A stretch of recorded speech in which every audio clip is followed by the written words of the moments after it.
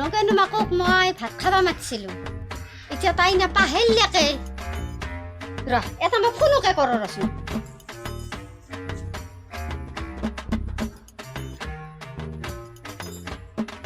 hello'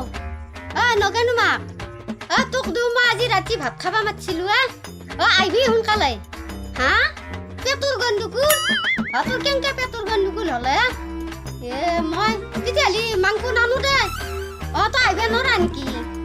দে তেতিয়াহ'লে মই মাংস নানো দে তইও কম বস্তি নহয় দে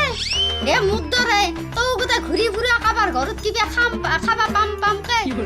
সেইকাৰণে তোৰ পেটৰ অসুখ হৈছে তইও কম বস্তি নহয় দে ঘূৰি ফুৰা গোটাই তইও কিবা খাবা পাম বুলি পেলাই আৰু ঘৰে তাৰ ঘৰে লুপকে যাই ফুৰা দে তেতিয়াহ'লে মই মাংস নানো দে ভাল হ'লে খাবি দে এসাঁজ মই ৰান্ধি খুৱাম দে দে